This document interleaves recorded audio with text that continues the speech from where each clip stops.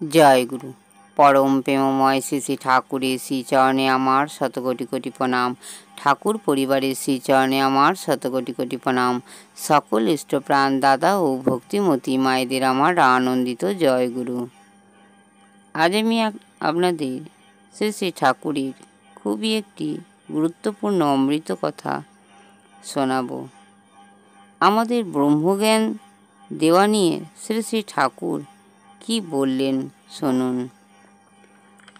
ধীরেনদা একদিন আবদার করে তাকে ধরে পড়লেন।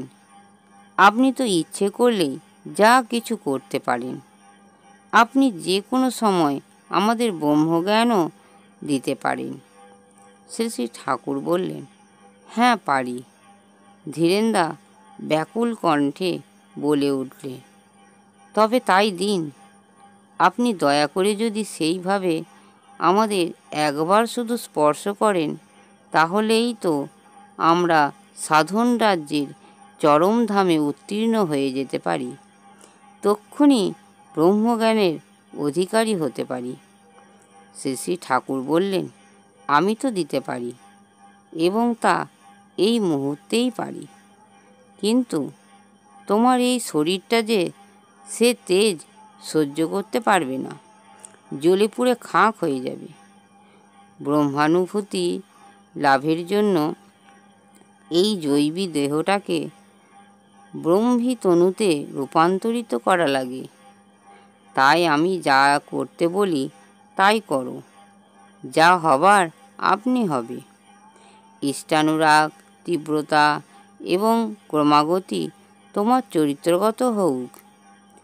তোমার প্রিয় পরমকে নিয়েই মেতে থাকো, তার কথাই ভাবো, তার কথাই বলো, তার জন্যই করো। যজন যাজন ইষ্টভীতি নিখুঁতভাবে কাঁটায় কাঁটায় পালন করো, তোমার সর্বার্থ সিদ্ধিলাভ ঘটবে। আমার দেওয়া এই যজন যাজন ইষ্টভীতি সর্বমানবের জন্য, সর্বকালের জন্য। ধর্মজীবনে সাধনায় সিদ্ধিলাভ করতে হলে এছাড়া আর অন্য কোনো পদ নেই। অকপট যারা, অন্তরঙ্গ যারা, তাদের কাছে এমনি করে তিনি নিজেকে ধরা দিয়েছেন। কিন্তু যারা তা নয়, যারা বহিরাগত, তাত্ত্বিক প্রশ্ন করাই যাদের স্বভাব, তাদের মধ্যে কেউই যখন প্রশ্ন করেছে, আপনি তো সদ্গুরু, আপনি তো মানুষের মনের কথা বোঝেন, তখনই তিনি গা ঢাকা দিয়েছেন, আত্মগোপন করেছেন, বরং এই বলে অস্বীকার করতে চেয়েছেন, সদ্গুরু মানে কি জাদুকর? মানুষের মনের কথা টেনে বার করাই কি তার কাজ? ভিডিওটি এখানেই শেষ করছি।